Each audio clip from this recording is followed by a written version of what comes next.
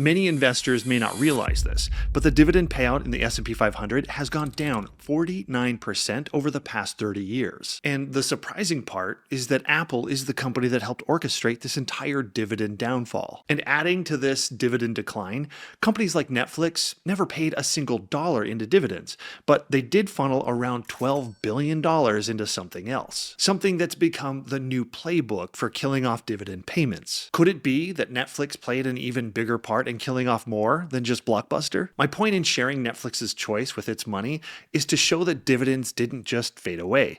They were strategically replaced based on a playbook that Apple created. Companies happened to find something that was more flexible, more convenient, and far less risky for themselves.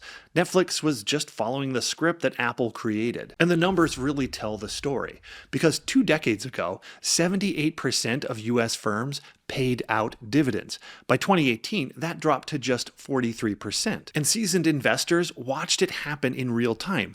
Payouts were shrinking, and the list of quality dividend companies were getting shorter and shorter every year. Dividend investments were a very hot item 30 years ago, but anyone that's been investing long-term knows that dividend investments have been shrinking over time. By the end of this video, you'll see exactly how the Apple era flipped the script and how much income investors have actually lost, and which of these mega cap companies could become the next dividend powerhouses as they begin to mature. And my hope is that that last part may actually make some of you extremely happy. But before I unpack all of this, if you get any value from my videos, please consider pressing the like button so my channel can continue to grow. And also, as a quick reminder, I do share my investment portfolio in my free newsletter. You don't need to guess what I'm investing in. I literally share it for free. Back in the era when Blockbuster late fees were still a thing, the dividend wasn't marketing. It was a guaranteed contract with the investors. If you own the stock, then you got paid quarter after quarter, and the best names treated that payment like it was a sacred obligation. Companies like AT&T, GE, Procter & Gamble, household names that sold stability as much as they sold great branded products. Then, slowly, a quieter strategy started to spread in the boardrooms. Not the flashy, hey, we're canceling dividends forever, but a shift in priorities that looked completely harmless at first. So keep a small check so no one panics.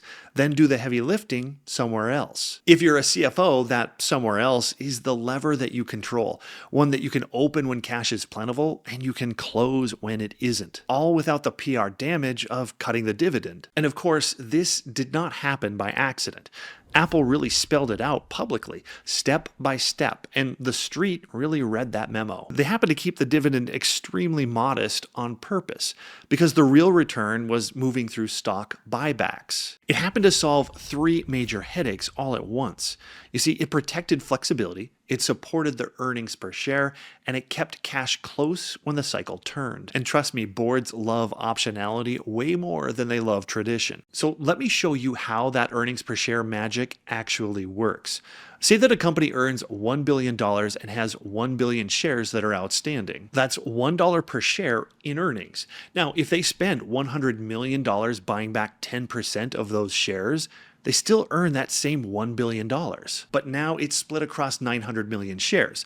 Suddenly, that's $1.11 per share. It's the exact same profit, but now there's a better headline number. Wall Street sees earnings growth. Analysts upgrade their ratings, and the stock price just simply keeps climbing. Even though the actual business didn't improve at all. It's financial engineering disguised as performance. And this entire shift to buybacks in the market and artificially improving the earnings per share, this is when the psychology has completely changed for investing. Because once again, dividends are a promise that you can't easily walk back. But buybacks, they happen to be a dial that you can turn with a simple memo from a CFO. And when money begins to tighten, you simply pause the dial, and nobody calls it a cut. And the reputational hit, well, it never really lands. And on the flip side, when the money begins to gush in, you simply turn it the other way. and the earnings per share just happens to smile for the camera and everyone gives it praise. Think of it this way. The old model was a fixed mortgage. It was steady, it was unavoidable, and it was always due on the first. But this new model just happens to be more like a line of credit. You draw when it helps, and you pay it down when it doesn't. It's the exact same house, but it's a different way to have the cash flowing. And the paperwork really does favor the management. And as I mentioned earlier, Apple is the one that mapped this entire approach publicly, and Wall Street rewarded it. They kept the symbolism of a quarterly check that's puny, but they made the real return a new lever. And after that, boardrooms didn't need anyone to teach them this. The blueprint was right there. And then Netflix came in from a completely different angle later on with no dividend at all, proving the same point from the growth side of the field. Now let's look at a different company like Disney that happens to be the cleanest reminder that the ground really did move here. Because for Disney, for more than 60 years, that semi-annual check was treated like scripture. And in 2020, they broke that streak and they completely paused their dividend payments. And of course, when the payout finally did return, it wasn't that old 88 cents. It was now 30 cents a share. That happens to be a 66% cut. And across billions of shares, that difference happened to stay inside the castle instead of hitting the checking accounts of all of its investors. And of course, in the Apple playbook, that choice makes complete sense. You keep the token dividend and you reserve the flexibility. And of course, you use the lever so that you can dial whenever conditions change. And of course, then there's AT&T, which always felt like a dividend fortress that you never had to think about. They had 36 straight years of increases, a dividend that people literally budgeted around. Then in 2022, the Warner Media deal happened to close, and the payment was cut almost in half. It went from 52 cents down to 27.7 cents a share. And if you were a person leaning on that cash, you felt it immediately. A $10,000 position that used to generate roughly $520 a year now was only giving you about $278. That's not a simple moral failure. It's a capital allocation choice.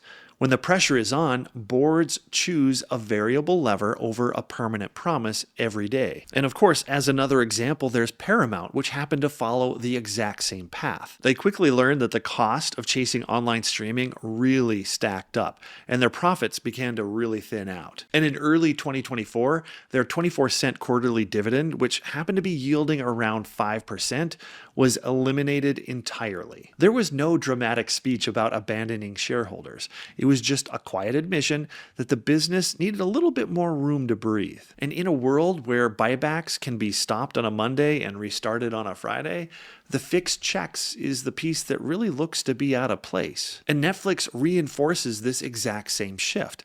They never cut a dividend because, well, they never had one to begin with. And when free cash flow finally started to show up in 2019, they did exactly what boards were trained on Apple's template to do. They launched a buyback program. Since then, Netflix has spent over $12 billion buying back shares. That same $12 billion that could have been funding dividends, but it just didn't. It's just a different model because it's the same incentive structure. It's just that the promise shrank and the lever of buybacks took its place. If you have been a fan of my channel, then you realize that I strive to stand out in this niche by having high quality edits with detailed B-roll and professional motion graphics. And I fully appreciate how you followed and supported me, just as I have to thank today's sponsor, Storyblocks, for supporting today's video. In fact, for today's video, using Storyblocks was crucial for hitting a high production value. I needed strong secondary visuals, the B-roll clips, to maintain visual interest and reinforce the narrative of this video. Storyblocks helps me to ensure that the media library contains high quality, fresh, and diverse content, allowing me to tell more powerful, authentic stories using unique footage from real artists. And beyond just the footage, I was able to easily enhance my project by adding those flashy title animations. Storyblocks provides thousands of pre-made customizable video templates, which include motion graphics like overlays and logo reveals. This gives me the freedom to test, experiment, and create more effective videos with really half the effort. The key benefit with Storyblocks is they offer unlimited downloads of diverse, high-quality media for one predictable subscription cost. I get everything that I need in one place: 4K, HD video, templates, music, sound effects, images, and a lot more. And I have peace of mind because anything that I download is 100% royalty free. It's pre-licensed and it's ready to use. In the past, I've spoken about how starting a YouTube channel or taking on a side hustle of learning to edit videos is a great way to generate more cash. And if you want to elevate your editing game, then you need to check out Storyblocks. And right now you can get 2 extra free months when you sign up for their annual plan. Just go to storyblocks.com/BWB to take advantage of this limited time offer. So let's just take a step back and look at this globally. Dividends used to do all the heavy lifting. For most of the 20th century, they made up 40 to 50% of the total return in the US stocks. But over the last decade, that contribution slipped to just over 15%. And here's the crazy part. From 2010 through 2024, companies handed out about $7 trillion in dividends, but more than $10 trillion went into buybacks. That tilt away from income has been building up over years, but it's not slowing down. It's actually speeding up. Just look at 2024, where the S&P 500 companies spent nearly $1 trillion on buybacks versus only $642 billion on dividends. That happens to be the widest gap that we have ever seen, and it proves that dividends aren't just shrinking, they're being actively replaced. Now, if that buyback cash had been paid out as dividends instead, the market's yield today wouldn't be sitting at a historic low of 1.2%. Instead, it would be closer to a 3% dividend, more than double what investors actually received from the S&P 500 income. So, as more of a concrete example, Apple spent over $104 billion on buybacks just in 2024. And with Apple's current dividend yield at 0.4%, if those buybacks had been paid out as dividends, the yield would have jumped to roughly 2.9%, more than 7 times higher than what shareholders actually receive. And then there's Alphabet, which initiated its first ever dividend in April 2024 at 20 cents a share. And that current yield sits at around 0.34%. But Alphabet also authorized a $70 billion buyback that same quarter. Factoring in those buybacks, the total shareholder yield jumps to almost 2.8%, more than 8 times what their actual dividend is. And then there's Meta with a dividend of 0.29%. But with a buyback yield of 1.59%. That means the total shareholder yield reaches roughly 1.9%. That's over 6 times what appears on paper as dividend income. So when we hear that dividends are dead, it's not because the money isn't there. It's because companies are simply funneling it through buybacks instead of dividends. Now, here's the catalyst that started it all. In 1982, the SEC created a buyback safe harbor, Rule 10b-18, which made repurchases easy to execute if companies followed basic guardrails on price, volume, timing, and using one broker. What looked like a really dry legal change turned into a perfect getaway car for our murder suspect. Buybacks became easy to execute and even easier to justify because they're optional, while dividends happen to be a promise. So boards can dial them up or dial them down to keep cash close whenever their cycles turn. Buybacks boost up earnings per share by shrinking the total share count and quietly offsetting stock-based compensation. And here's the part most investors miss. Companies hand out stock options to executives like it's candy. I know firsthand, which dilutes shareholders by creating new shares. But buybacks, oh, the lovely buybacks, conveniently ease that dilution.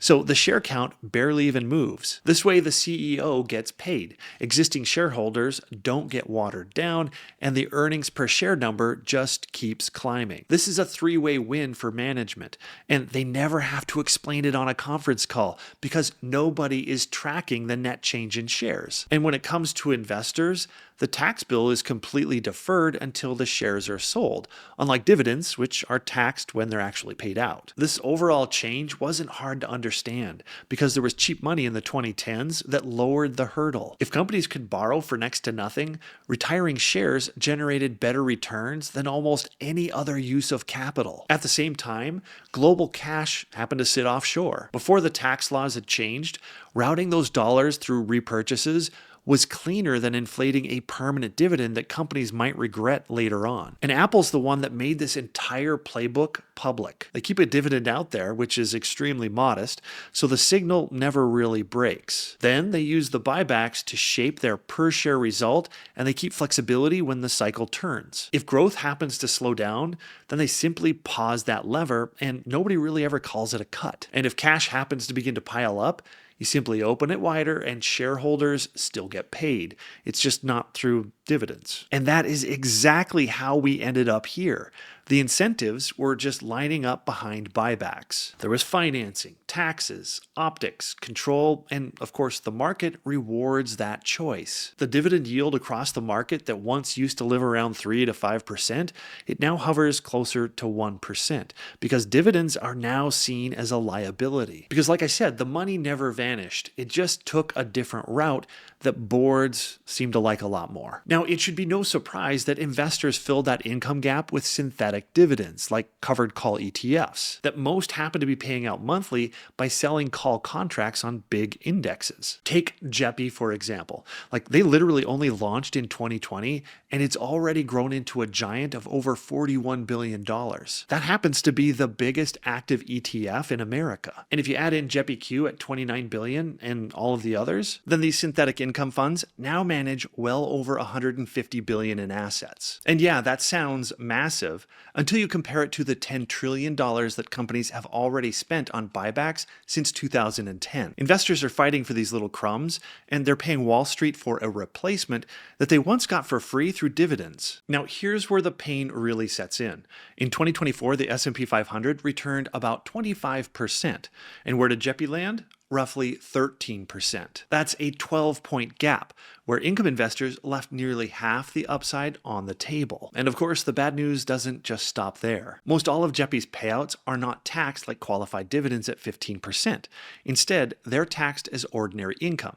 So for most investors, that's going to be closer to 24% in taxes. So your after-tax take on a $1,000 check from JEPI looks a lot more like $760 versus $850 if it were a true qualified dividend. So yeah, it's true, you are getting income, but it's income with a little bit of a catch, because you have capped upside, you have higher taxes, and of course, you have higher fees. Let's be clear, JEPI is more of a band-aid, because it certainly isn't the cure.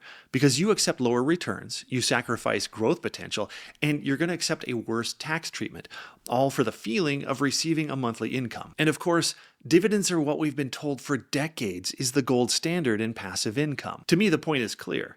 The dynamics of investing have changed dramatically in the past 20 years. So taking a step back, despite Apple's blueprint for dividend erosion, there's real potential for a shift back to dividends, and it's already starting to begin. As these massive tech companies begin to mature, the math begins to change, because growth is going to slow, capital expenditure needs to plateau, and suddenly those mountains of cash, well, they need somewhere to go. And that's when dividends stop becoming an optional nice to have, and they become the logical choice for returning value back to shareholders. And I think the evidence is already mounting, because in February of 2024, Meta initiated its first ever dividend at 50 cents a share quarterly, and has since increased it to over 52 cents a share. And just 2 months after that, in April of 2024, Alphabet followed suit with its first dividend of 20 cents a share, which is now paying 84 cents annually. And I don't think these are just token gestures.